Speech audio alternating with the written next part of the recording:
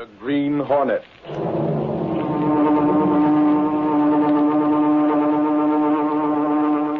He hunts the biggest of all game, public enemies that even the G-men cannot reach. The Green Hornet.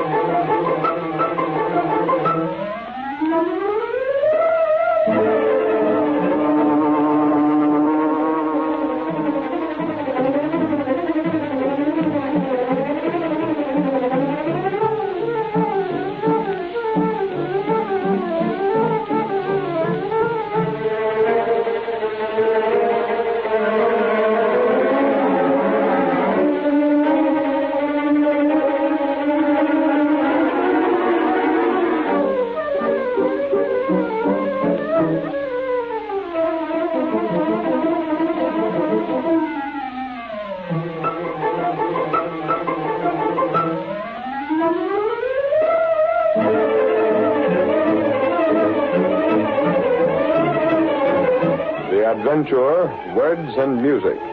The events and characters depicted in this drama are fictitious.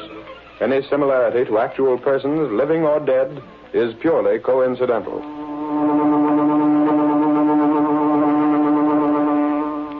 Let successful radio, talkie, and recording artists show you the glamorous road to fame and fortune. Write the words and music for a song hit. Let the 3 J's, Joe, Jack, and Jim, do the rest. We publish and distribute. We guarantee to put your song in the hands of leading movie producers, orchestras, and radio stations. Get out of the rut. Write a song. How's that sound for an ad? Joe, you ought to quit music publishing and go in for ad writing. That'll get them. Sounds good, Joe. But you ought to have something about send for our free booklet and full details. Oh, I got that here, right down at the bottom. Now, the idea is that we'll run this in all the cheap magazines with a blank to be sent in. We've fiddled around with this racket long enough. Now it's time to branch out. That's the idea. Get into a nationwide business. Hold on, Jack. Maybe we should get a lawyer to look things over. We'll be using the mails, you know. I talked to the lawyer, Jim. We aren't breaking any laws. What about that line, submitting songs to radio stations, dance bands, and all that? We will. We'll submit them. If they toss them in the wastebasket, that's not our worry. Okay. Another thing the lawyer said. What's that? We ought to protect each other. I got some contracts here, see? Contracts for what? We all sign them. It's a partnership agreement so as we don't break up. Break up? Yeah.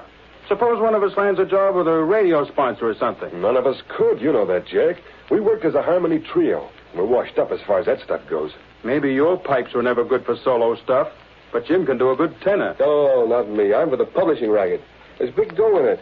And we don't have to worry about commercial contracts running out. Just the same, we should have an agreement. If one of us pulls out or dies, the other two get his share of the work. That's fair enough, Jack. Sounds all right to me. I thought it'd be okay with you two. If we're going into big business, we might as well be organized right. And what about this ad? Is it okay with you two to go ahead and run it? Sure. The sooner we get started, the sooner the dough will begin rolling in.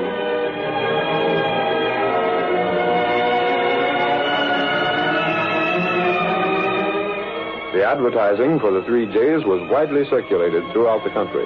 And a few weeks later, cash came pouring into the publisher's office with every mail delivery. Hundreds of hopeful young people awaited the verdict of the racketeer trio, just as Waldo Fielding did. Any mail for me today, Mother? Yes, Waldo. There's a letter from that song publisher. Where is it? Gee, I can hardly wait to hear what they say about my poem. Wouldn't it be swell if they put music to it and publish? There's the letter, Waldo. Gosh, if I could just get the start. Well, look at what some people make out of songs. I heard that sometimes a guy makes as much as...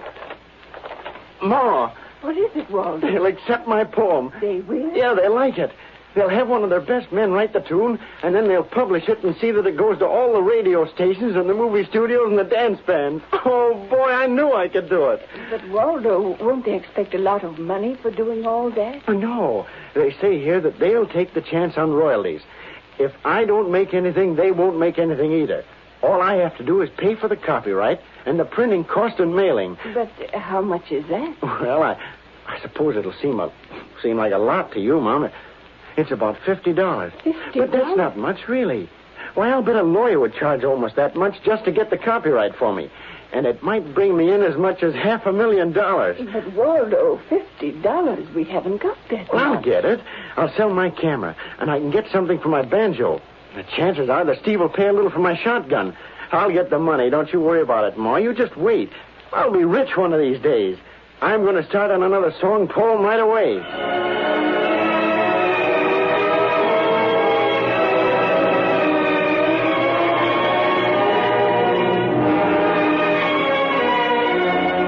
Several more weeks elapsed, and Joe, Jack, and Jim found a veritable gold mine in their venture.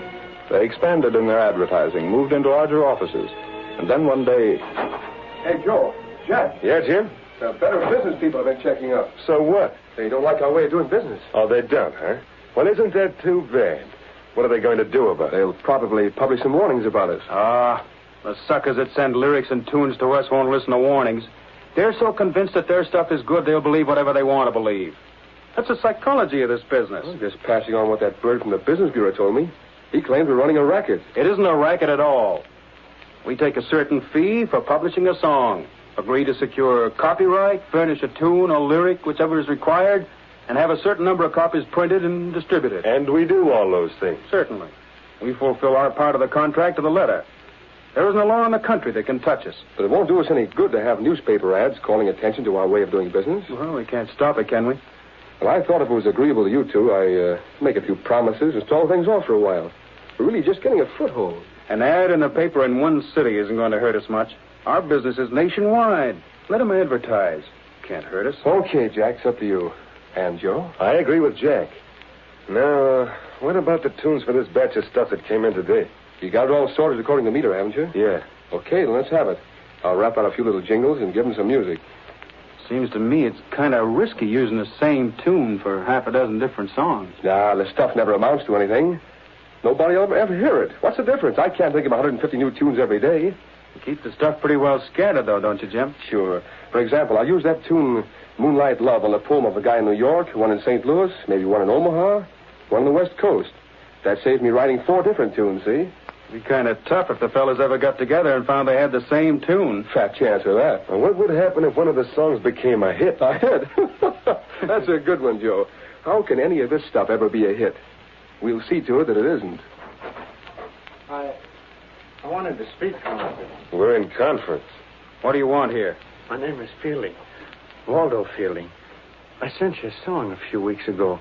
Remember the name? Sorry, Feeling. We're in conference now. We can't be disturbed. I've been trying for 4 days to see you. I spent all my money. What do you want to see us about, kid? My song? Did you get your copies of it? Yes, sir, but I wondered if there hadn't been some sales made. Where are you from? Simmons Corners. Well, what are you doing here in the big city? Well, I thought my song would be selling, so I came here.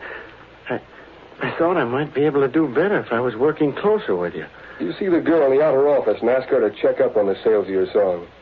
But I doubt if it's had any sales yet. You know, it takes time to put the new things over. Well, I thought I might make a personal appearance with an orchestra or something.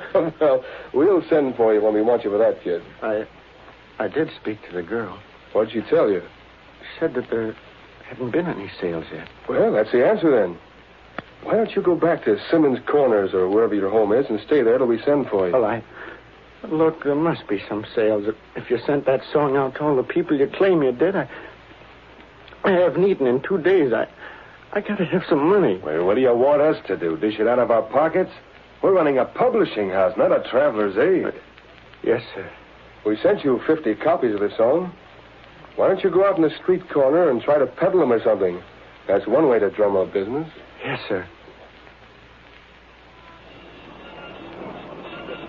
Do you want to buy a song? Say, mister, do you want to buy a copy of my song?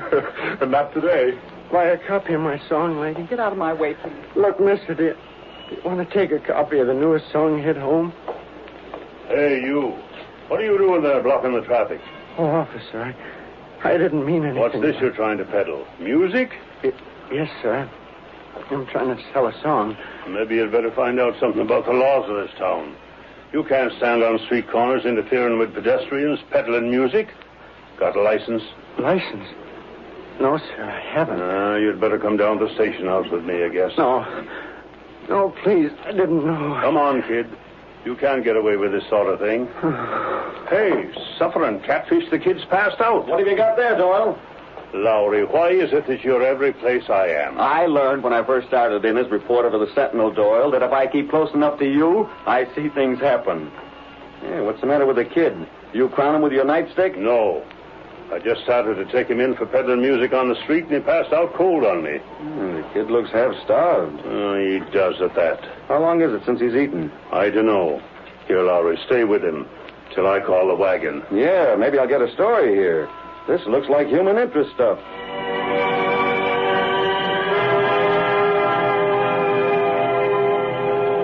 Ed Lowry, the star reporter of the Daily Sentinel, came into the office of the young publisher Britt Reed a couple of hours later. Miss Case, Reed's secretary, said, Mr. Reed's not in now, Lowry. But I gotta see him about a special story. He's still out. Where? How the dickens do I know where he goes? I'm the last one he tells. It's discouraging. Discouraging? Hey, now listen, Casey. Don't get ideas that the boss is interested in you. He travels with the 400. Don't be idiotic. As far as Britt Reed is concerned, you're just part of the office furniture. But I do wish he'd settled down long enough so I could write to his father with some feeling of confidence. What's the trouble? Oh, just as soon as I write Mr. Reed and tell him that Britt's taking an interest in the Daily Sentinel, he disappears. Lady, if I had his dough, I'd never come to the office. During the past week, he's been out to some affair almost every night. He's bored with the office again. Well, he'll get his fill of nightlife and then settle down again. Yes, until he gets his fill of the newspaper business again. Oh, here he is. Say, boss, I ran into Doyle, the big cop, today. Oh, yes? And he had a kid in tow. The kid had passed out from hunger. But when Doyle spotted him first, he was trying to peddle a song he'd written. A song? And it ties right in with the racket we've been working on. What racket was that, Laurie? Music publishing. You know, those wildcat publishers that call themselves Joe, Jack, and Jim, the 3 J's? Who are they? A broken-down vocal trio that hit a good racket. I got a first-hand story from one of the victims of the racket. The poor kid got just enough encouragement from them to quit his job and leave home. Here's the song he wrote. I brought a copy for you. Well, leave it with Miss Case. I'll take it with me when I go home. Well, what about my story? I got pictures of the kid. Well, speak to the city editor about it. He's paid to handle that sort of thing. But maybe there's editorial meat in it. Gunnigan's the best judge for that. Oh, hang it all. What's the matter, Larry? Well, look here, boss. Take it to Gunnigan, Larry. Okay. I'll take it to Gunnigan. There's the words and music. Mr. Reed. Yes, Miss Case? I'm going to stick my neck out again. Isn't there something we can do to make the office more attractive for you? Oh, no, it's quite all right, Miss Case. Then why can't... Why won't you... Oh, I understand, Miss Case. You're concerned again because I'm spending too little time around here. Frankly, I am, Mr. Reed.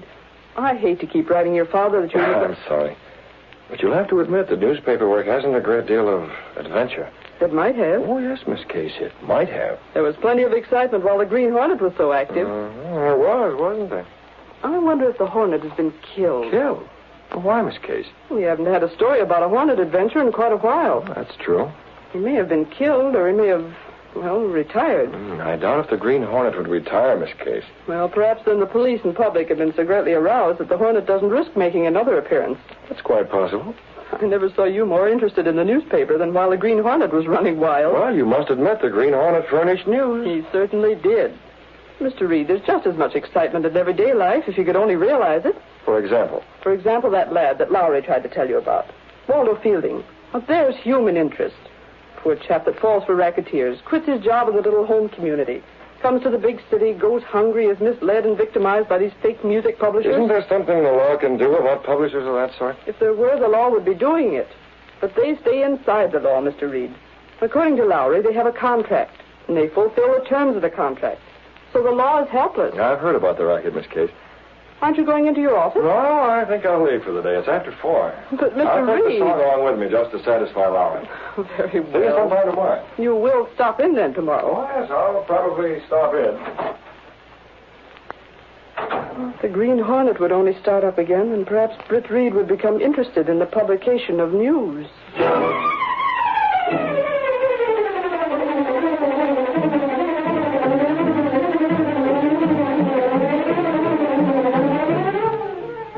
curtain falls on the first act of our Green Hornet adventure.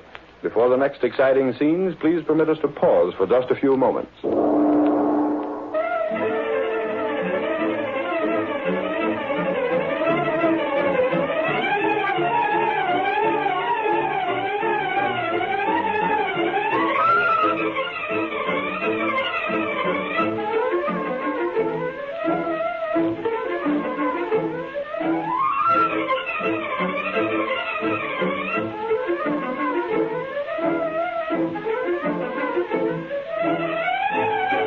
Now to continue our story. Britt Reed went directly from his office to his apartment. He was uneasy and restless, and only Cato, his faithful valet, realized the real cause of the uneasiness. You're right, Cato. I do feel handcuffed, hampered, and tied down. If there were only some way the Hornet could get at this music publishing racket, I'd go out. But the risk, Mr. Brett. Risk be confounded. There's a risk in anything, Cato. Yes, Mr. Brett. I can't find any way it can be broken up. Not even if we do use the role of the Green Hornet to get at them. Is it big? It's nationwide. Those three crooks, Joe, Jack, and Jim, have thousands of people all over the country sending money to them. Money that won't bring a thing except false encouragement and heartbreak. Yes, sir. Yeah, look at tonight's Sentinel. Look at that warning from the Better Business Bureau. They wanted to buy a few inches. I gave them a quarter of a page. But do you think that'll stop people from being made victims? Not on your life. I even ran one of the songs, a typical song, copyrighted and published by Joe, Jack, and Jim, to show the stuff they called good. Cato, I haven't it just occurred to me. What is it? I have an idea, Cato. Life's going to be exciting after all. This may be the entering wedge. Maybe this is what the Green Hornet's been waiting for. The ad for the Business Bureau, Cato. It shows a typical song published by that firm of Joe, Jack, and Jim. Yes, Mr. And the music for this is the same tune that was used by that young chap Lowry brought in a story about. It is? It definitely is.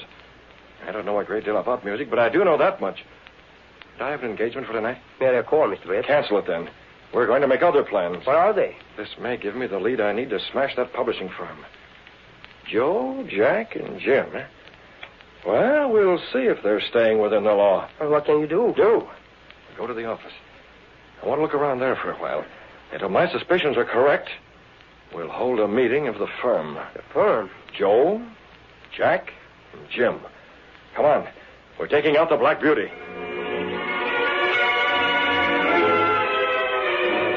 Britt Reed went through a secret panel in the rear of his clothes press, and then by means of a passage between the walls of the apartment building, he reached a small door that opened into the loft of an old, supposedly abandoned livery stable.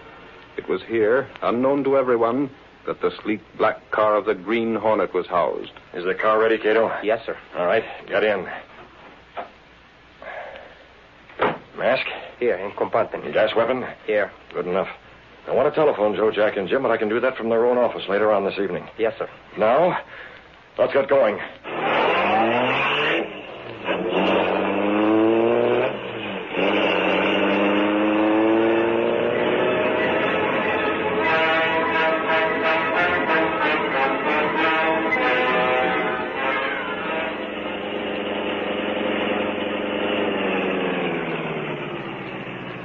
There's the night watchman, Cato. Standing at the entrance to the building. Yes, sir. You take the car onto the rear. I'll handle him. What are you going to do? I'll have to knock him out and get him out of the way. Can't take chances on him. Take the car now. You know where to meet me? I know.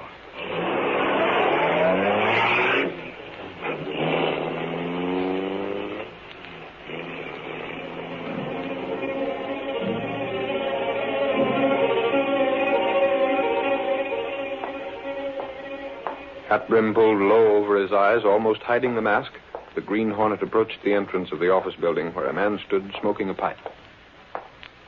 Offices are all closed now, mister. I don't want to hurt you. What have you done, Hornet? That'll hold you for an hour. If I need more time, I'll give you some more gas.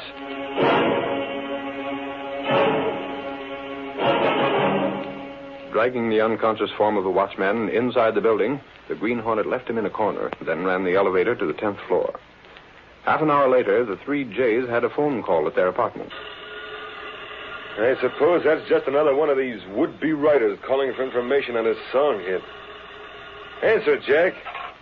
Hello? I wish we'd given that Field kid a little dough. Oh, stop harping about him, Jim. Well, but passing out in the street like he did. Hunger.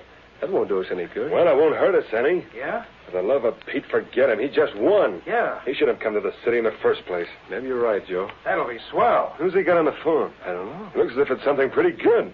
Yes, sir. Right away.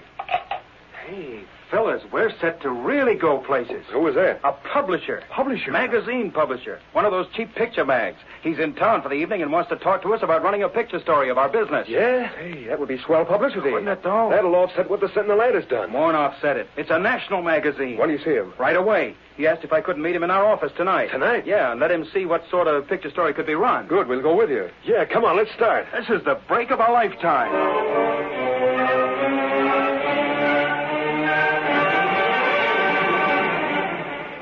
Joe, Jack, and Jim rushed in a cab to their office building and found the front door open. The watchman must be on the first floor. Yeah, that'll save us waiting for the elevator. Hey, Larry! Where are you?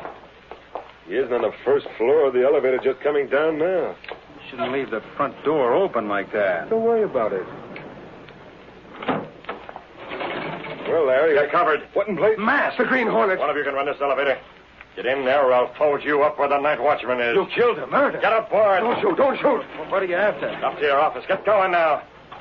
The 10th floor, you know. Stop waving that gun around. I'll stop by letting you have it at the first sign of any rough stuff. I'll show Take you. it. Oh, Jim. Let that warn you two. Oh, shot him in cold blood. Yeah. How do you like it? Leave him right where he is. You open that door and get to your office. what are you going to do? You'll find out. Step along there. There's a light there. I left it. You needn't think about the magazine publisher because I was the one who phoned you. I took the liberty of using your own telephone. I have keys. You won't need them. I've unlocked the door and everything else that needs unlocking. Now what? Sit down in there. What's all this stuff? Your so-called song hit. Yeah, I see. A couple of them have possibilities, haven't they, Jack? Why, sure they have. Suppose the Green Hornet were to steal one of them. Not just suppose there would be a lot of publicity about the Green Hornet shooting 2 men, maybe more, to get possession of one specific song. What would happen to the sale of that song? Hey, that's right. Yeah, it would become the hit of the week.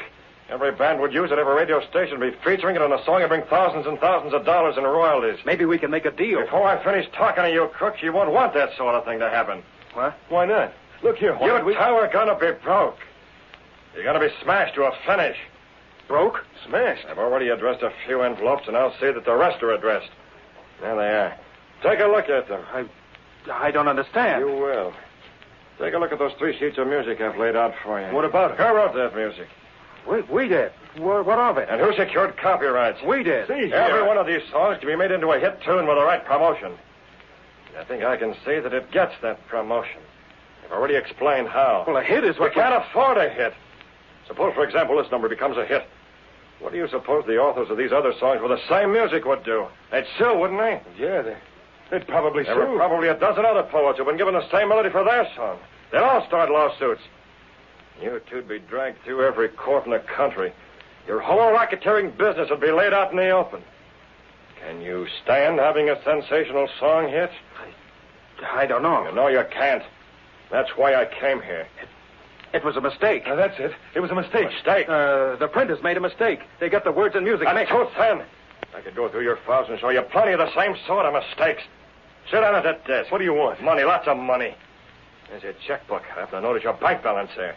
You can write a lot of checks. Checks? I said checks. For who? Make out the first to Harvey Dale, D-A-L-E. According to your records, he's paid in $150. That's the amount you'll send him.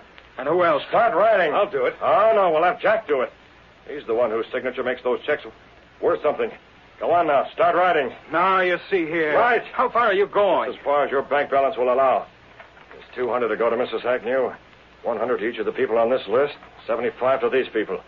And there's a list of those who'll get $50 each. I'll be broke. I can't afford all You can't that. afford not to pay up. You'll afford it a whole lot better than these people who contributed to your success. And there's another thing, Jack. Rob and steal. Shut up! I said there was another thing.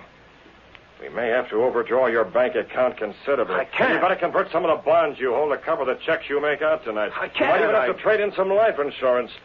If you don't cover those checks, you'll mighty soon find yourself not only in court, but eventually in jail. What would a jury made of people who read all about your racket in the magazines and newspapers give you? Take your choice, Rat. Go broke and stay free, or go broke and go to jail. And make out checks until you get the writer's cramp. And see that those checks clear the bank.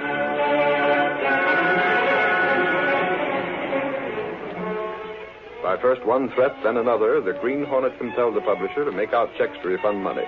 And then... That's as far as your cash will go. I'll see to it that these envelopes are mailed. You can't get away with it. No? Now, let me explain that I can still make one of your songs a hit. The song that Jim gave his life to keep from the Green Hornet. A song that has some hidden significance to the Green Hornet. One small bit of the song torn and found in the clenched fist of the latest victim of the Hornet's weapon. But, Jim... I'm taking him with me. I know whether or not those checks clear the bank. If they don't, Jim will be found with this emblem plastered to his forehead. The mark of the Green Hornet. And this part of this song clenched in his fist. Wait. If we don't stop payment, if those checks go through... Then you'll have nothing but poverty to worry you. And don't try another racket like this one. The Green Hornet can make one of your songs a hit at any time. Only the next time, it might be one of you who furnishes the clenched fist.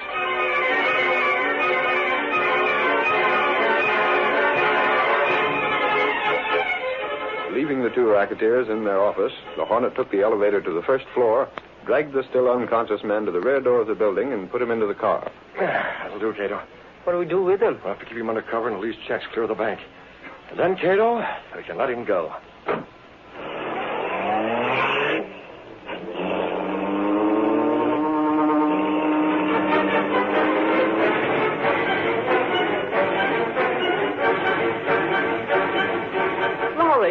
Lowry, have you heard the news? Which news? That Fielding kid got a refund from Joe, Jack, and Jim. That's news. Yes, and the mark of the Green Hornet was on the letter that went with it. Yeah, that's a page one story. The Hornet has stepped out again. I wish I had all the details. But that's not the biggest thing. Mr. Reed was in bright and early this morning. He's a newspaper man again. He's been working like a Trojan all day, trying to run down some leads on the Hornet from what information he gathered. He is? Yeah, but it won't last. I'm certain that he'll lose interest again if the Green Hornet goes back into seclusion. But what if the Green Hornet was to be captured? I'm afraid Britt Reed would lose interest in the Sentinel in that case, too.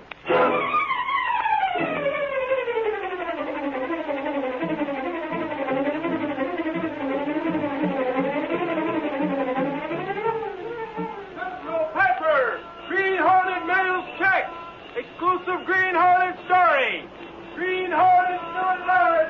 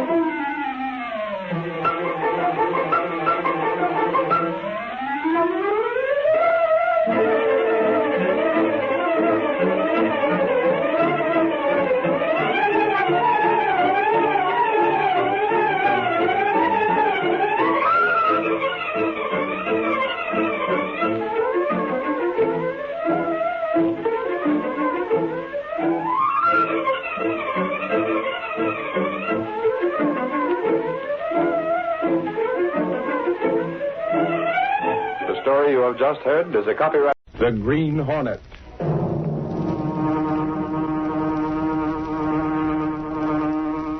He hunts the biggest of all game, public enemies that even the G-men cannot reach. The Green Hornet.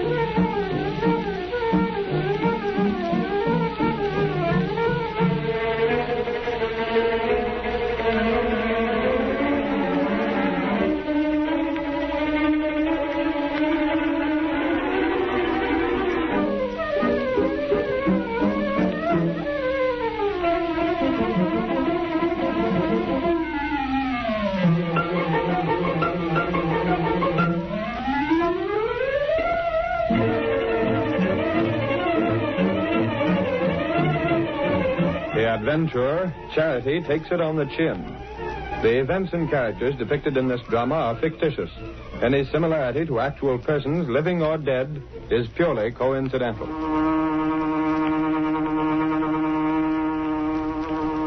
Reed, as publisher of a newspaper, you're in a position to know a lot about people, aren't you? Well, it depends on the type of person you have in mind. You know, people in the public eye. Well, frankly, Bennett, I haven't been around the Sentinel much lately. You haven't? I've been letting it run itself, so to speak. I see. Well, in that case... But perhaps I may have some information, Bennett. Who's the man? As you know, the Welfare Board is trying to get an extra $1 million for... Considering it right now, one of my best reporters is at the meeting. Do you know that I'm connected with the Welfare Board? You, Bennett? For the past month, I've been serving as treasurer for the Special Charity Fund. The charity relief is handled separately from the regular welfare money? Yes, that's it.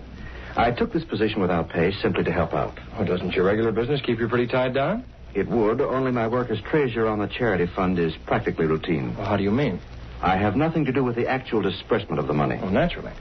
The setup requires 2 signatures on each relief check, mine and Tinker's. Tinker? Oh, he's head of the welfare board, isn't he? Yes. As I was saying, we each sign the checks. But in order to facilitate matters, I've been putting my signature on blank checks. In that way, Tinker doesn't have to wait for me at any time. Oh, isn't that rather unusual? No, it's done pretty often. But that means you've no idea whether those checks are for the right amounts or whether they're made out to the right people. That's precisely what's bothering me. I have no reason to believe that Tinker is doing anything dishonest, mind you. You wouldn't be speaking this way if you didn't have some suspicions, Bennett. That's all they are, Reed. Suspicions. Tinker has a friend named Murdoch. He's always around the Welfare Board. I don't like him, and I don't like the way he and Tinker are always together. Perhaps you're imagining things. Well, I hope I am. After this, Bennett, if I were you, I'd be careful about signing blank checks. I intend speaking to Tinker about that very soon. Just now, of course, he's busy trying to get this extra $1 million for local charity out of the city council. Well, I'll call my office and see if that appropriation's been passed. Fine.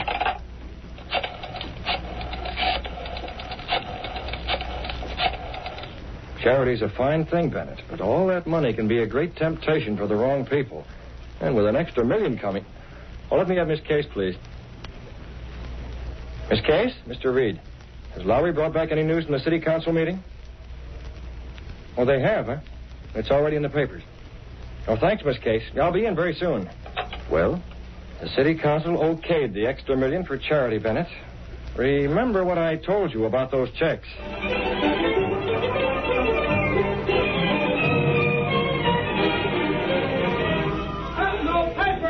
Welfare Board gets extra $1 million for charity.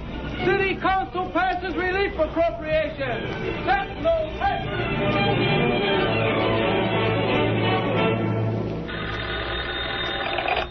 Yes, what is it? There's a young man out here applying for charity, Mr. Tinker. Did he fill out the usual form? Yes, sir. I told him there was a long list, but he said he needs help immediately. He's very insistent. Oh. All right, send him in. I'll settle it. Another one, Tinker? The 6th one today. Murdoch, perhaps you'd better go into that other office. Sure, Tinker. After all, this ain't supposed to be any of my business. If anyone gets an idea that Murdoch and I are taking a cut of that charity money, it might mean...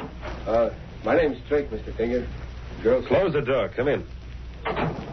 Look, Mr. Tinker, it ain't for me. It's my wife.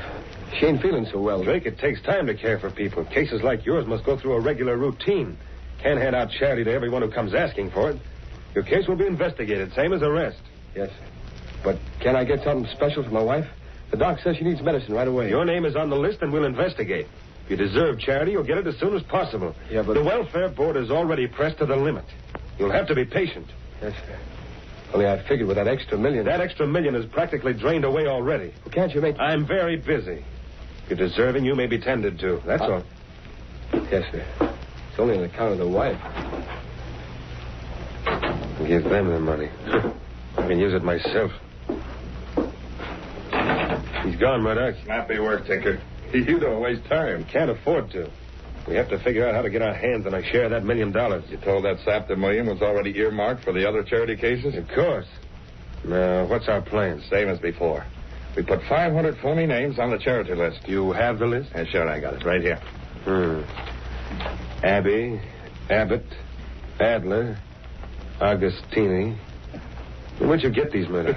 Relax, will you? They're okay. Can't have anyone checking up on them. Not a chance. With these phony names, we'll be able to grab off 100,000 for ourselves. Perhaps 200,000. That's the stuff. And nobody the wiser. Of course, there's Bennett to consider. Bennett?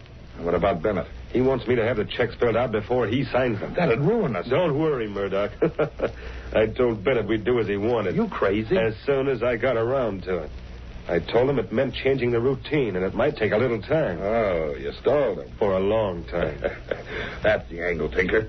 Plenty of graft for you and me. Well, you know that old saying, Murdoch. Yeah? Charity begins at home. That's it. Charity begins at home. That's rich.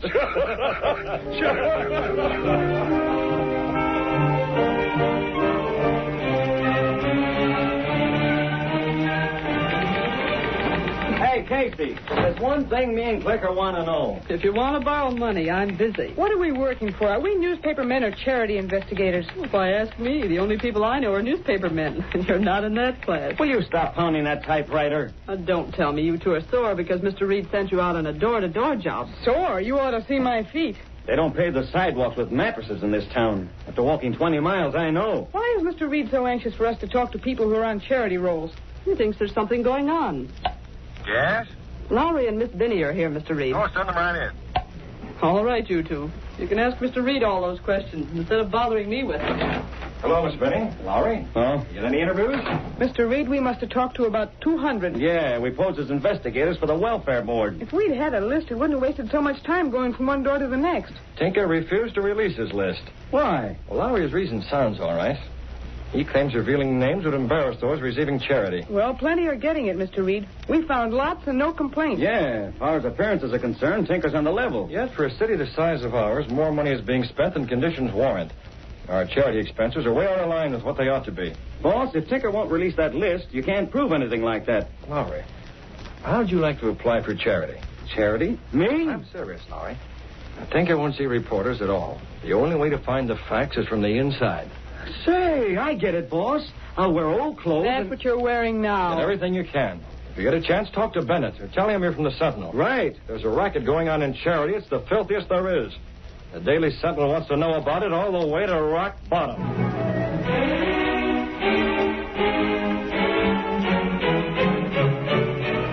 Look, lady, I've been coming here to the welfare board every day for a week. I'm sorry, we're doing all we can. Here I am again. The name's Lawrence. Sorry, no news yet. Boss, I tell you, I'm getting no place. Stick with it, Lowry. You talked to Bennett yet? I'll keep trying, but these hard benches are sure wearing my pants awful thin.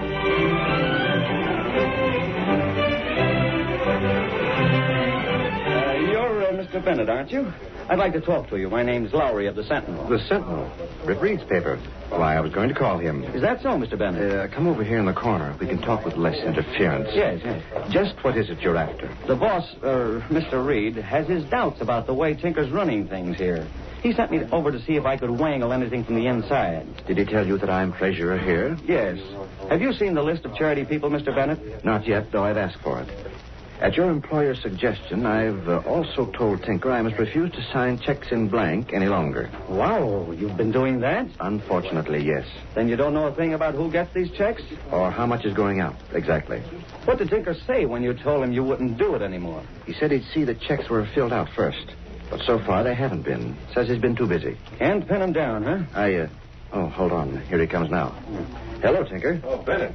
I've been looking for you. Got another batch of checks. Are they filled out? Well, not this batch. I promise you the next one. When these are filled out, I'll sign. Not before. Bennett, it sounds very much as if you don't trust me.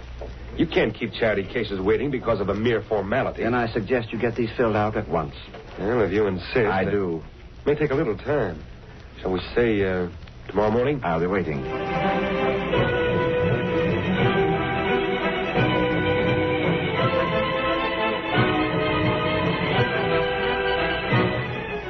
I was right there when Bennett talked to Tinker, boss.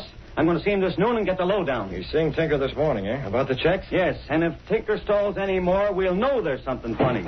Hey, Lowry, I thought you were going to see Bennett this noon. Well, he is, Miss Benny. Well, try and find him. Tinker, what's biting you? Plenty. Look at this teletype from police headquarters, Mr. Reed. General alarm to all police. Be on lookout for Treasurer Bennett of the Welfare Department. Bennett disappeared. He hasn't been seen since last night. And you know what? All the files and records of the welfare board have disappeared with him. So the police think Bennett's responsible. For plenty. The police believe he swiped the charity money. What? Where did they get that idea? From Tinker. He says the money is gone. When Bennett didn't show up this morning, Tinker says he got suspicious and checked up. So the police learned of Bennett's disappearance from Tinker. What about Mrs. Bennett? She insists Bennett has gone away on a trip. Where? That's just it. She won't say. Yes? Dunnigan, Britt.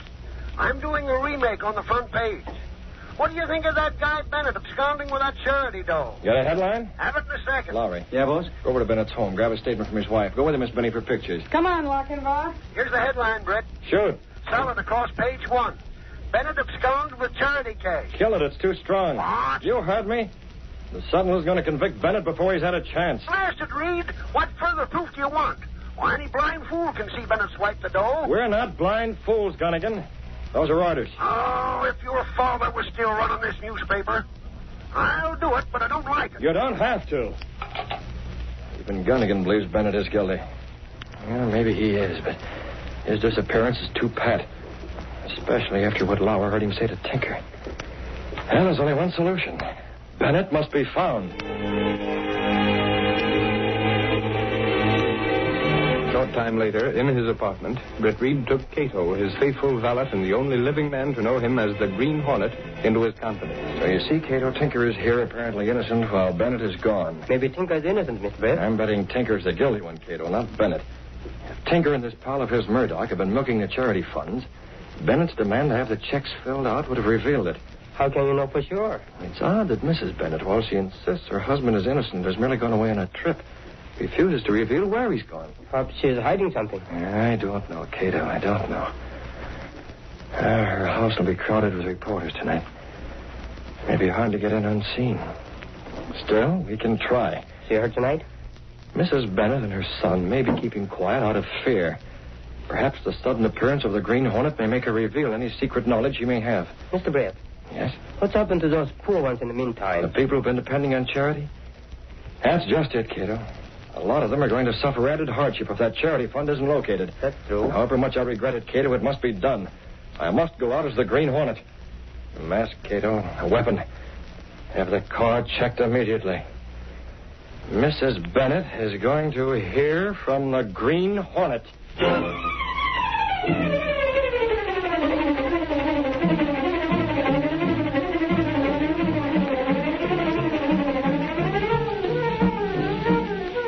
The curtain falls on Act One of our Green Hornet adventure.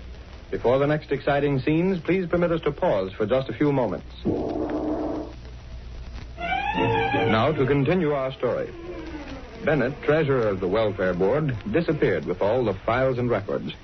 The police believed that Bennett had absconded with the charity funds. But Britt Reed, unconvinced of Bennett's guilt, assumed the role of the Green Hornet to uncover those who were really guilty. It's late in the evening. Mrs. Bennett is being questioned by reporters. How about it, Mrs. Bennett? You keep saying you know where he is. If he isn't guilty, why don't you tell us? He is innocent. He is. How about the charity dough? Yes, how about that money? While they crowded around Mrs. Bennett and her 20-year-old son in the Bennett library, a tall figure slipped through a side window into the hall. All the reporters left their hats here on the table. In the fine Lowry's. Yeah, here it is. Initials E.L. Britt Reed took an envelope from his pocket and slipped it under Lowry's hat. Then he left to await developments. I left a letter under Lowry's hat, Cato. Be sure to find it when he's ready to go. It's addressed to Mrs. Bennett. Yes, sir. I'm going back inside. I want to be there when she's had a chance to read it. Very dangerous, Mr. Britt. The reporters. I'll stay well out of sight, Cato. Reporters are still in the library. I'll have time to find a good hiding place before they go out into the hall.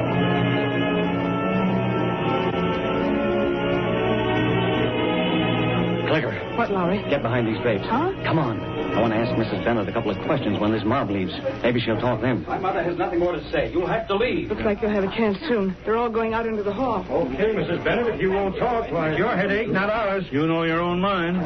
Your hats are on the table. Will you take them and go? We have nothing more to say. You know what the police are saying, Mrs. Bennett? I know what everyone is saying. But Here's the front door. Outside. Listen, Mrs. Bennett. Outside. Oh, Jim. Take it easy, Mother. If there were only some way out of this. Can't blame those reporters. After all, they were only doing their jobs. To think that your father should be left open to talk like this and we're helpless. Mrs. Bennett, now that mob's left, how about telling me... I told you reporters to get out. Well, we sort of stayed behind in the library. We're not staying any longer. Get out with the others. Now, wait a minute.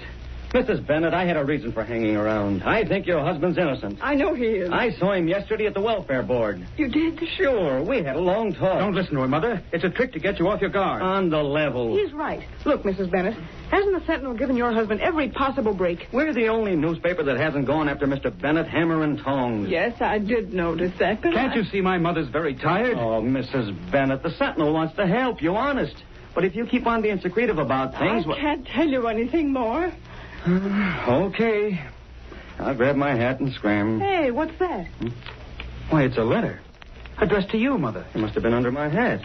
But it has no stamp. I'm certain it wasn't there before. What's it about? Oh, Mother. What's wrong? Hey, Lowry, look at the top of that letter. Wow. The seal of the Green Hornet. I don't understand. Why should the Green Hornet write to me? Now, let me see that letter. Now, wait a minute. Don't be so suspicious. We're not going to burn it. Well, I'll be. Mrs. Bennett, according to this letter, you've already paid $25,000 ransom to the Green Hornet. But that's not so. And what about this? It says pay to me and my partner. Don't tell me the Hornet's working with someone else. It's not true. I haven't paid any money. It's some crank. No, ma'am. I've seen plenty of Green Hornet notes. This is no fake. But it can't be. Oh, I don't know what I'm saying. Let me take this note. You can't publish that. Use your head. This'll help your father. Sure. If the Green Hornet's got him, then maybe the cops won't be so positive he skipped out himself. I don't care what you do. Only please get out. Okay. Come on, Clicker. Don't worry, Mrs. Bennett. It can't harm your husband. And boy, what a story.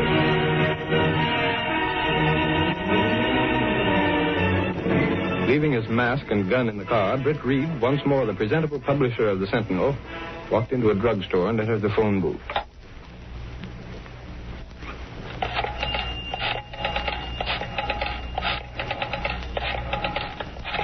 Yeah, Tinker should be at his home. If he doesn't answer there, I'll try his office. Got to arrange for him to call on Murdoch. Hello? Your pal Murdoch is pulling a double cross.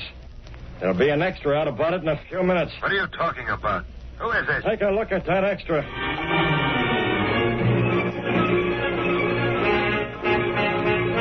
All right, Cato, now you get to a phone. Call Murdoch and keep his line busy.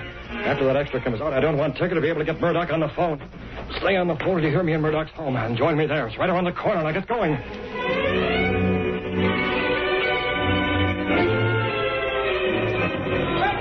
Sentinel, Hornet X3.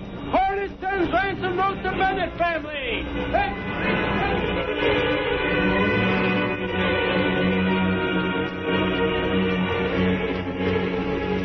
But I tell you, you got the wrong number. This is the 5th time you've called. Well, look it up, then. Hang up, Murdoch. Huh? Who the devil I said hang up. What's this, a stick-up? Take a good look, Murdoch. Yeah, I'll move into the light. Why, I've seen pictures of that mask. You're the Green Hornet. Seen the paper, Murdoch? Then have you plugged me with that gun? I'm keeping my Read eye. it. Yeah. Okay. Green Hornet sends... How do you like it? Collected $25,000 from... Who's your partner? It says here... Partner? Who do you think? Tinker wouldn't be fool enough. No. But the sap pulling a bonehead play like this. Maybe he figures 25,000 extra is worth going after. Say, Tinker didn't tell me nothing about you, Hornet. Why should we tip you off? What are you doing here? See what that ransom note says about Bennett? You mean about him going to be released? Do you think he will be? He can't be released. That ain't the plan. Maybe Tinker figures the same thing applies to you. You're in with Tinker. Why else would I be here? Huh? Why should Tinker cut you in on a charity graft? With you out of the way like Bennett, he can grab it all for himself. What? No. Listen, Hornet. Let me call Tinker. He's not at home. But then where else would he be? If he ain't home, he must be out at the farm with Bennett. I'll fix it up. He can't cut me out. Go on that phone. You're not calling anybody. Listen, Hornet. I'll stay out of it. I don't want nothing. You yellow, crawling crook. He sent you over to get rid of me. But you don't have to. I don't want none of the dough. Put the rod down. You're shaking, Murdoch. No! Don't hit it! Stop it! Stop it! gas. And gas will hold him for a few minutes. When he comes to, we'll go after Tinker. I made sure he believes Tinker's at the place where Bennett is held prisoner. I'll take care of Tinker. If he's been unable to get Murdoch on the phone, he'll be here any second. Cato, you've been watching the door? Yes, sir. Someone coming now. Good. Stand beside the door, Cato. Give him a chance to see me before you do the job. I understand. You ready, Cato? All ready. I've been trying to get you on the phone, Murdoch. Have you seen the Sentinel? Yes, he saw it. Well, you're not Murdoch. Green Hornet. Then it's true Murdoch is double-crossing. No. Gas. My throat. What? Grab his arm. He's going with us. What do we do? Murdoch will recover soon. He'll head for the farmhouse then. We follow and get Tinker there with him.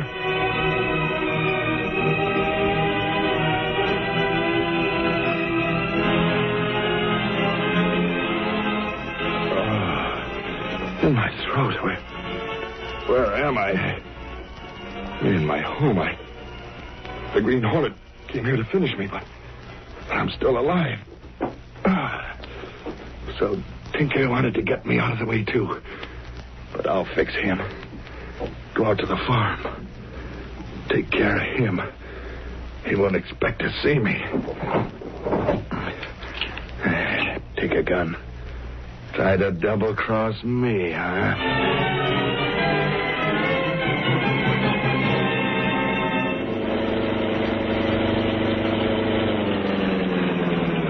Here we are, Cato. As we figured, Murdoch led us right here to the farmhouse where Bennett is kept. Yeah, there's Murdoch's car up ahead. Yes, sir. We'll take Tinker out now and put him in the back room of the farmhouse where Murdoch will find him. You call the police so they'll be here soon. Yes, sir. I'll stay around to make sure Murdoch doesn't start using that gun before they get here. Once the police find Bennett, they'll get the whole story. Gotta go slow.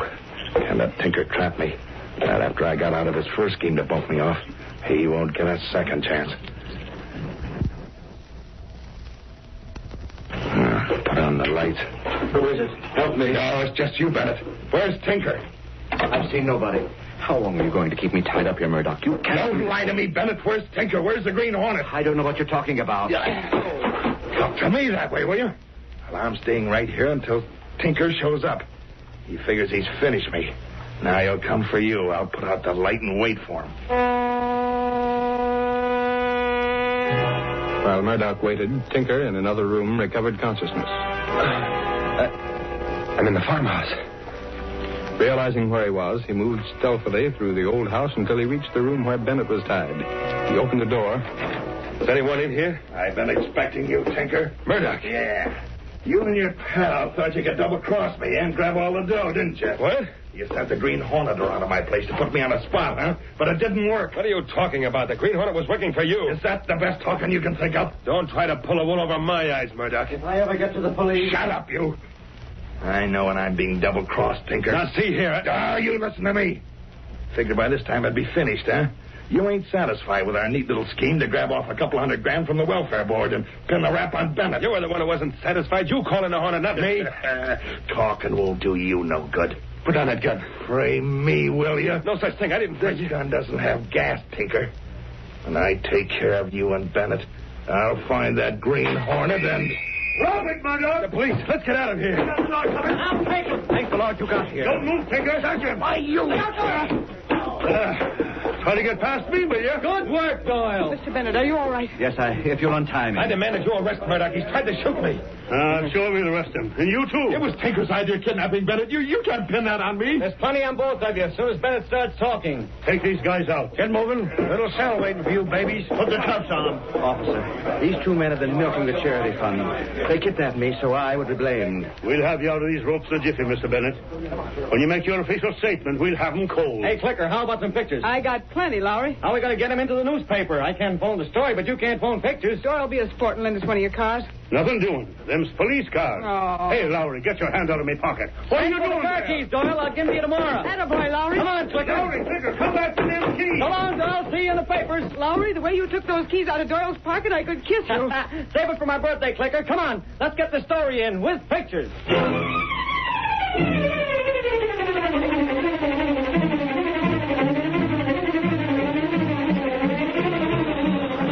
Sentinel XP paper.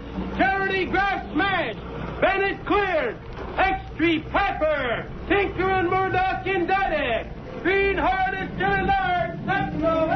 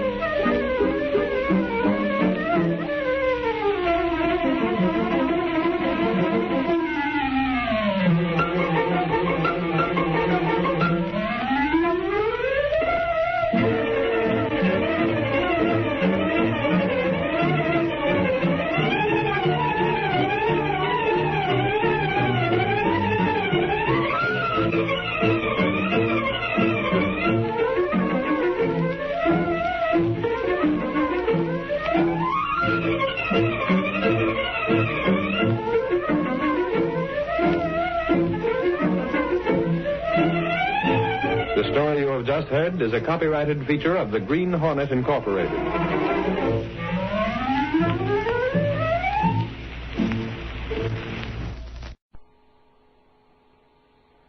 The Green Hornet.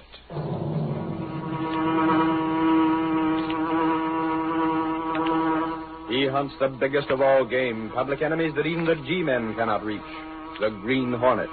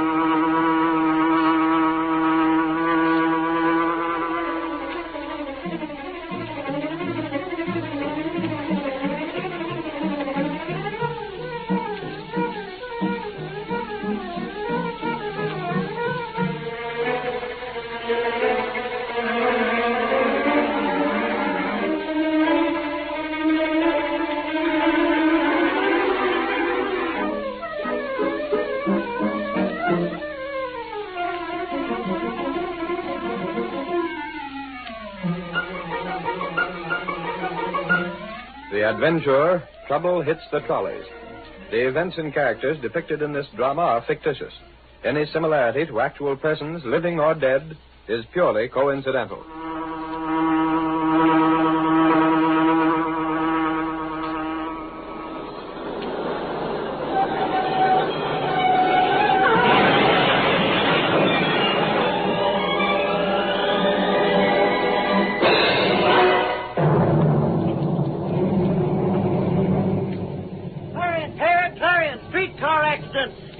Passengers in panic. Clarion, Pip. Give me one of those tickets. Yes, sir. Keep it change. Gee, thanks.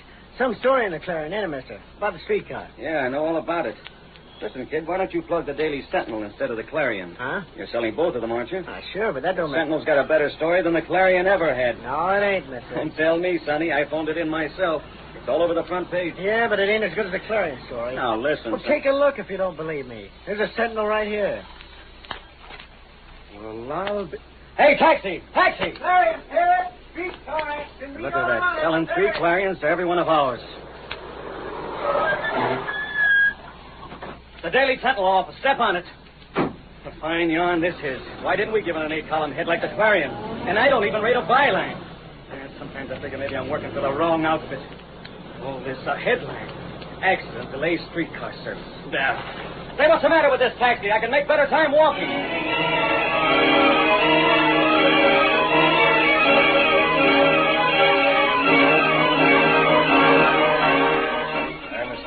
Here's the Sentinel story of that streetcar business. Nothing like the Clarion's, Mr. Reed. In this case, the Clarion isn't happy unless it can be sensational.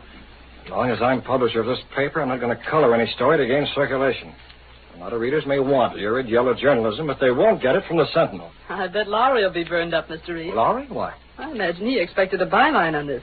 Bylines are reserved for scoops or special features. Every paper in town covered this. Lowry knows that. He ought to. Lowry's one of the best reporters in the game, Miss Case. But once in a while, he lets his nose for news carry him to extremes. Well, I guess every reporter looks for sensation. Miss Case, there's something behind these accidents that doesn't strike me as being on the level. Well, I did notice that there weren't any until about the last month or so. Just when this man Fisher starts a campaign to operate buses in place of the streetcars. Hey, Mr. Reed, I didn't notice that.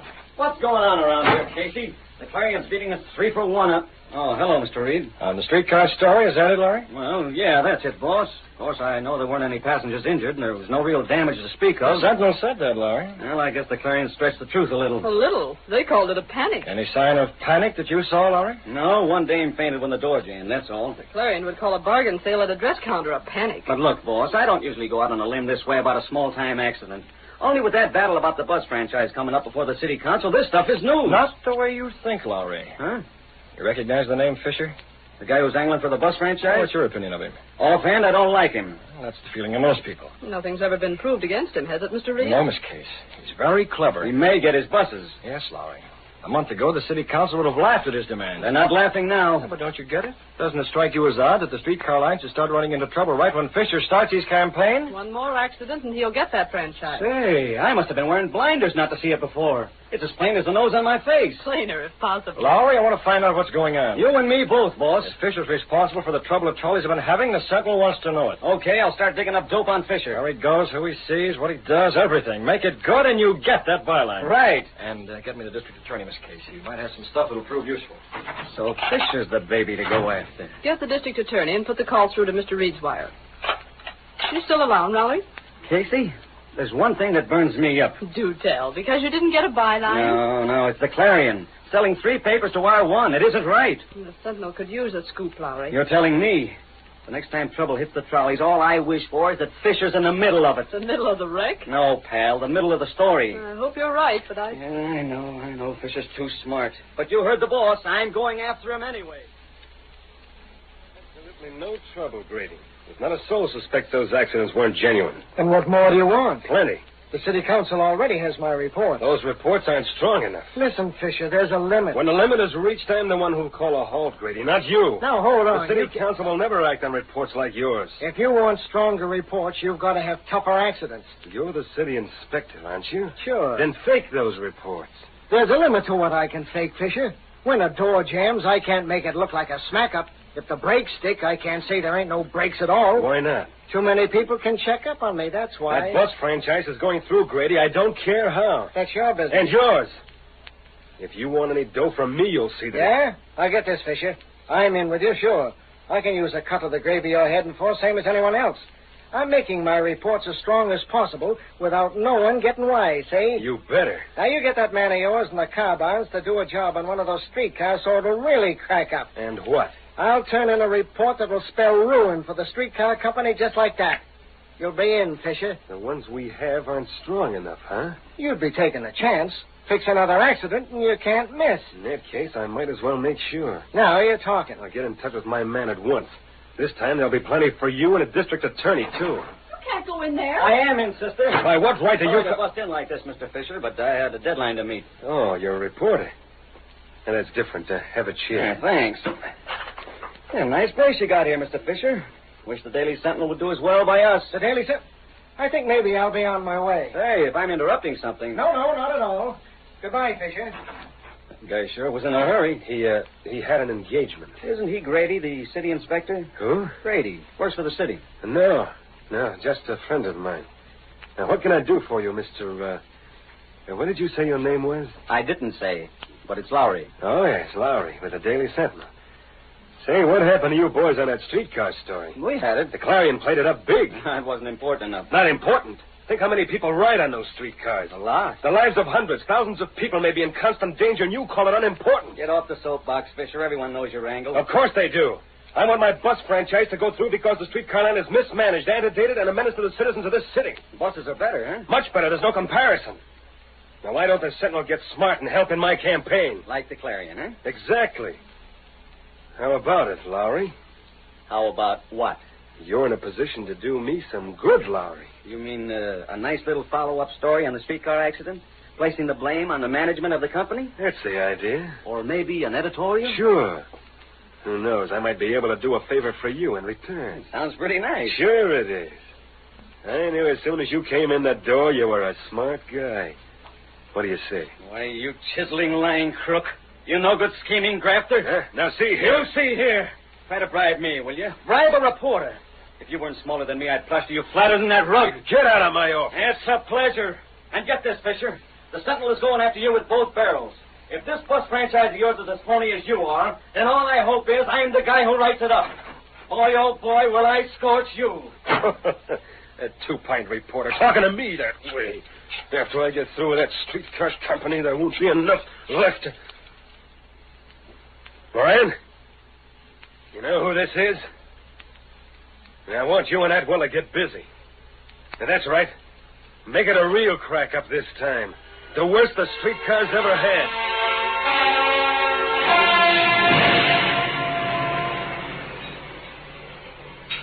Atwell. Yeah? What do you want, Moran? Put down that wrench. We got a job to do. You mean for... Never mind the name. What's the next car going out? Number 618. Right over there. Okay. Come on. What's it going to be this time? The brakes? Another jammed door? Open your lip and get moving. We're getting twice as much dough for this one. We're giving up the works.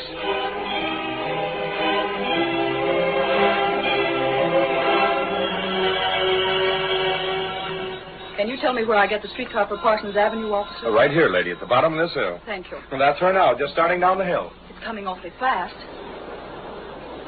Hey, look at that trolley. Why don't he stop? He's out of control. He's heading this way. Look out, it's going to crash!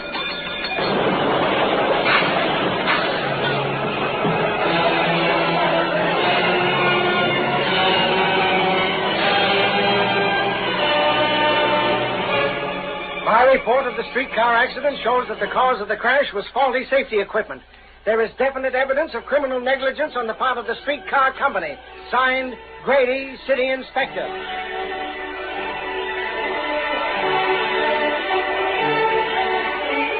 The City Council hereby calls a special meeting to vote on the bus franchise. Signed, Hopkins, Chairman of the City Council.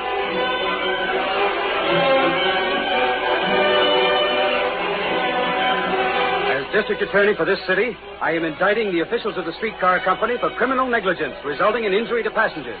Signed, Martin, District Attorney.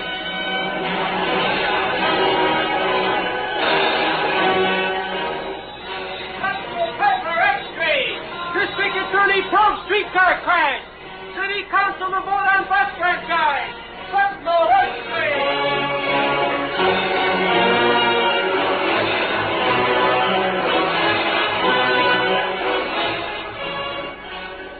I tell you, boss, I went over the whole setup with a fine-tooth comb. There's not a single string leading to Fisher. What about Grady? Not a thing. He was calling on Fisher while you were there. Oh, I knew it was him, but he's in the clear. His report on the crack-up has been checked and double-checked. And if he wants to place the blame squarely on the streetcar officials, who's to stop him? Those two new men in the car barns, you got anything on them? Moran and Atwell? You say they've been spending money freely. Did they explain it? Yeah, claimed they won it betting on a horse. Try to check up on that. Honest, boss, we're stymied. It's airtight all the way. Gosh, I hate to think of a man like Fisher getting away with a stunt like this. Me too, Casey. Sometimes I'd like to take the law into my own hands. What? Well, honestly, Mr. Reed, isn't that the only way to catch these crooks? Oh, Casey, hold on. There's only one gent who can get away with that stuff. And you don't look like the Green Hornet to me. Am I right, boss, or am I right? Huh? He says I don't look like the Green Hornet, Mr. Reed. Yes, nobody listens to me around here. No, I heard you, Lowry. I was just thinking.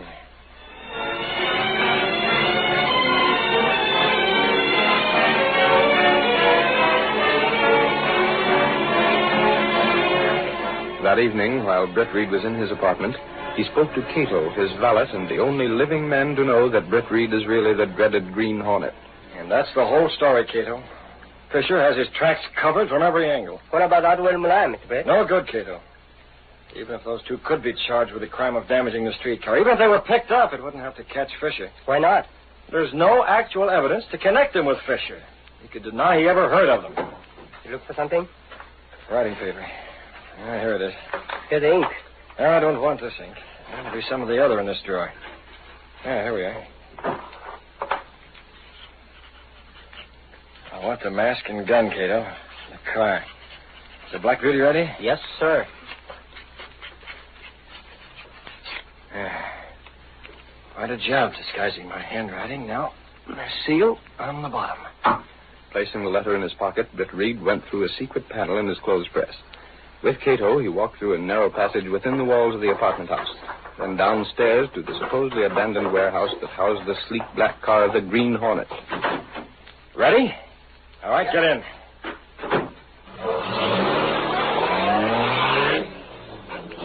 Once more, the powerful black car roared through the city streets, carrying the Green Hornet on his errand of justice.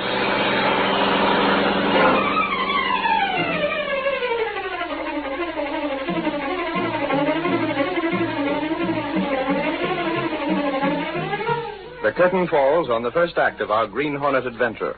Before the next exciting scenes, please permit us to pause for just a few moments.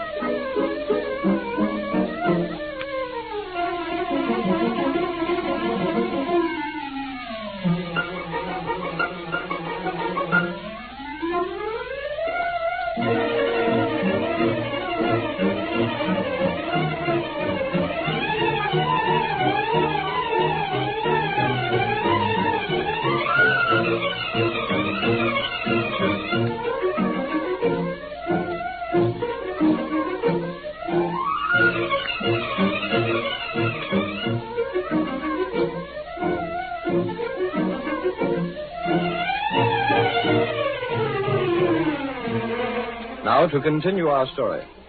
A serious accident on the trolley line increased agitation to replace the streetcars with buses. Although the streetcar lines were blamed for the accidents, Britt Reed had reason to believe that they had been engineered by Fisher, who was out to grab the bus franchise. When ordinary methods failed to pin the guilt on Fisher, Britt Reed assumed the role of the Green Hornet to bring the criminal to justice.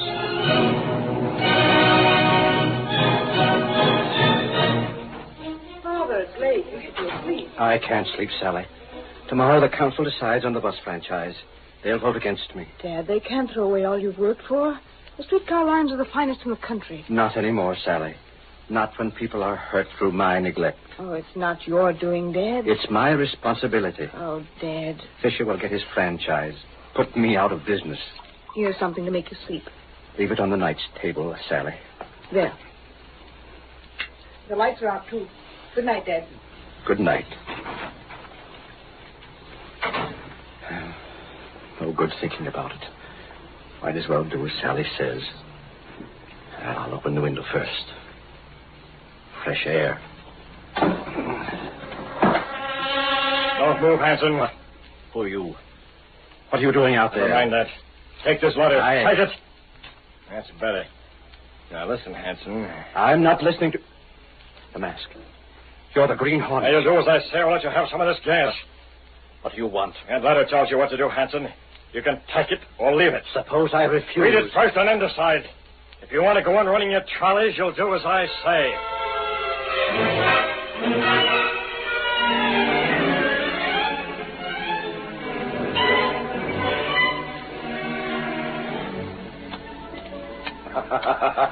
And the ace of spades. That's 40 smackers you owe me, Ethel. Shut up and deal. Regular sucker, ain't you?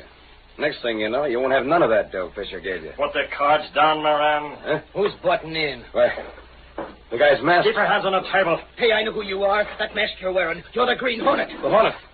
Let me out of here. I ain't hanging around. Back in that chair and listen. You too, Atwell. We ain't done nothing to you. You two are experts on fixing streetcars, aren't you? Now, wait a minute. That's all I know about you two. I tell you, you got us wrong. Well, cut it out, Atwell. This guy's the Green Hornet. We ain't fooling with him. Okay. Sure were the guys that done a job on them trolleys. At Fisher's orders, eh? Listen, Hornet. You heard me. Talk. You know it all anyway. What's the sense of asking us?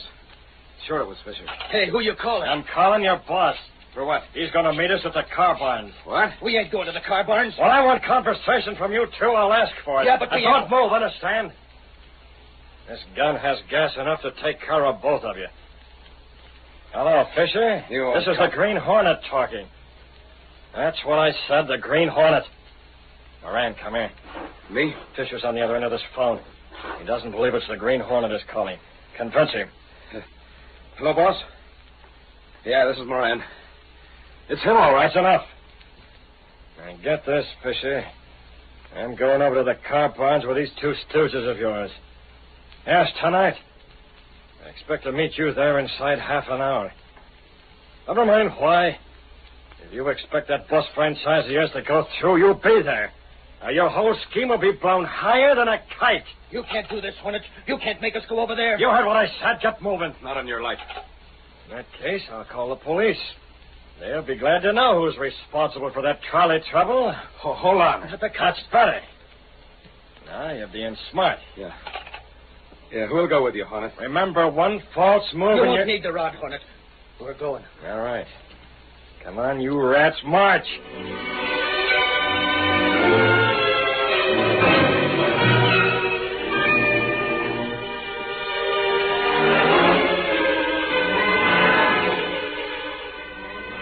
It's pretty slow tonight, Lowry. Nothing but a couple of disturbing the peace charges, stuff like that. Well, as long as I'm covering the police news, I might as well keep hanging around. Never can tell when something's going to pop. That's what we're here for. Say, whatever happened to that big lug that used to work for Mr. Reed? You mean Mike Axford, Now, dog? who else would I be meaning? The way that guy used to get in my hair. Him and his theories. And every last one of them wrong. The boss got a letter from him the other day. He's out west. Oh, he is, eh? Well, all I hope is he stays there. Don't bank on it too much, Doyle. He may come back before... Police headquarters. Sergeant Doyle speaking. Police, this is Hanson, president of the Street Railways. Yeah? What's wrong, Mr. Hanson? Earlier this evening, I got a letter from the Green What Hornet. is that name? Did you say Green Hornet? Holy mackerel, Doyle. Quiet, Lowry. Keep talking, Mr. Hanson. I prefer to have you come out here to my place at once. It's on the corner. I know where it is. A squad car will be out there with me in it. What's up? I'll explain that when you arrive. Okay. The Green Hornet, is it? Well, here's where the Hornet loses his sting. That's what you think, Doyle. I want to be around when you try.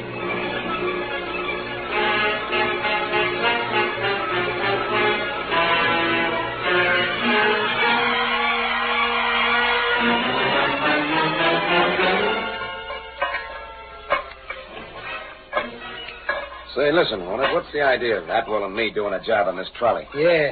Don't tell me you're working the same racket that Fisher's been doing. Keep working. You'll learn no reason soon enough. Hard work using this file with only a flashlight to give us light. Put some soap on that file.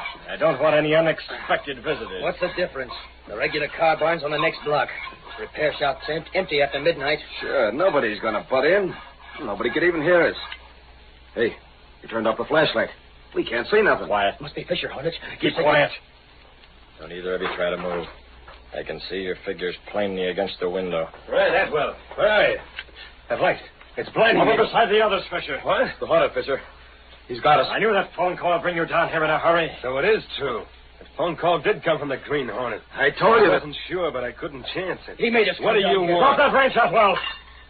That's better. Now keep your hands high. What are you after, Hornet? Is it money? You see these, Fisher? Huh? Green Hornet stickers. Yeah, you're in a spot, Fisher. Suppose I plaster this trolley with these stickers. Put them all over. Go ahead. That has nothing to do with me. No. The city council will think the Green Hornet caused the streetcar accident. Hanson will be vindicated. What will happen to your bus franchise then? Let the streetcars go on running. Exactly, Fisher. Hornet, I'll give you 20,000. I want more than that. 30,000 if you forget the scheme. I don't mean money, Fisher. All I want from you is your signature. My signature? Either you confess your part in these trolley crashes or those stickers go on. Well, whichever I do, I'm finished. Right. Either way, you lose. He's got you, boss. You're bluffing, Hornet. Am I? What can you possibly get out of it if I confess? Nothing personally. Only the satisfaction of knowing that your dirty scheme has been ruined. You better hurry, Fisher. The police will be here any minute. The cops? Hey, what? You're not serious. All right, Fisher, the stickers go on. No, wait, I'll sign. Give me time to get away before they come. Here. Pen's right here in my pocket. And here's the confession. Pretty sure of yourself, weren't you? Hurry. Turn the flashlight on a minute, Hornet, so I can see what I'm... Now, put him up. What gun? Stand back, Hornet. Thought I was reaching for my pen, huh? Nice work, boss. You had a shoulder holster, huh? You can't get away with this. I am getting away with it. Drop that gun of yours. I said you might. Come on, drop it. No, Hornet, we'll get you out of this place before any police arrive. All right, Ed, we'll grab him. Okay. Yeah, we got it. Listen to me, Fisher. You listen to me, Hornet. You're going to... You... What? Gas. Fisher. Now for you two. Yeah. Free. Gas. Hold him, Moran. Let me get him. No, you're not. Let me take care of him. I've got Moran. My arm. Good thing you were here. Fisher's gassed. He's too knocked out. You used jiu-jitsu on Atwell, huh? Yes, sir. I was behind the trolley. Sorry, that, but the others didn't. Moran. Yeah. Moran and Atwell will be coming too in a minute. Quick, pick up that gun. Very well. We'll leave this confession beside Fisher. It's not signed, but I think it'll serve the purpose anyway. Yes, sir. Yeah.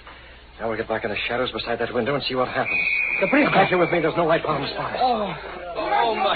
I don't see nobody. They're here. Give me that letter with the pink here beside the trolley. Here they are. Turn those flashlights this way. Hey, these two mugs have been stopped. They're knocked out. Doyle, here's Fisher. Fisher? Yeah. Jumped and codfish. He's been gassed. Officer, these two men are Moran and Atwell. They work in the repair shop. Dirty work, I'll bet. Look at this. The axle on this trolley's filed almost all the way through. He's coming around. Listen, Hornet. Don't tell the cops. Hornet. Go on, Atwell. Keep talking. The cops. You and Moran did this job, didn't you? Hey, spill it, Atwell. You're in too deep already. Yeah. But we was working for Fisher. That's how. Fisher's the guy. How? I tell you, Fisher paid us to wreck all them trolleys. And you'll swear to that in court? Sure I will, sure. Moran, too. Does this mean Fisher will be implicated? Implicated? Mr. Hanson, Fisher will be convicted. He might have got away with it before, but now that we found him here with these two rats... Yeah, right in the middle of another job. He's sunk, Mr. Hanson. Hey, Sergeant, look at this. I found it next to Fisher's body. Here, give me that. That's for the police, Lowry. What the... Hey, it's a confession, but... It isn't signed. Don't worry, it will be when we get Fisher down to headquarters. Take those lugs out. Oh, my jaw. Come on, you. Grab the other one, Joe. Yeah, we'll come back for Fisher later. Well, there you are, Hanson. You don't have to worry about the bus franchise when this hits the front page. What gets me is what happened to these guys. What do you think, Doyle? The Green Hornet. Huh? If I hadn't followed the instructions in that letter, we'd never have caught Fisher. What do you mean, Mr. Hanson? His letter told me to call you. At first, I wasn't going to trust him. Then I thought it over. Hey, we haven't seen that letter yet. It was such a rush. You got it with you? Yes, I think so. It's in longhand. Longhand? Give, Hanson. Maybe that handwriting can be traced. Sure it is. But I doubt if you can trace it. I'll take that. When I first looked at it, the handwriting seemed to be disguised. Come on, Doyle. Come on, open it up. Hey, there ain't no writing on this page. It's blank. Well, maybe you need glasses, Doyle. I tell you, it's blank. Look. Well, what do you know? I'm positive there was writing on that paper before. Well, there ain't any now. All there is this here Green Hornet seal in the corner. Doyle, I get it. It's disappearing ink. Disappearing ink? Yeah. Try and trace that. Man, that Green Hornet thinks of everything. And I thought I had me hooks on him. What's that? The Hornet's car. There, out the window. That's him, all right. And there he goes. Oh, I've been looking for that car. Look at it travel. Well, Doyle, I guess the Hornet still got his sting. Yeah, but don't worry. Your name will go in the papers anyway. Yeah, that's right. I nabbed Fisher and them, too. With a little help. Got a phone around here I can use, Mr. Hanson? The Sentinel's going to get an earful of front page stuff. And, boy, I'd like to see the Clarion try and beat this yarn.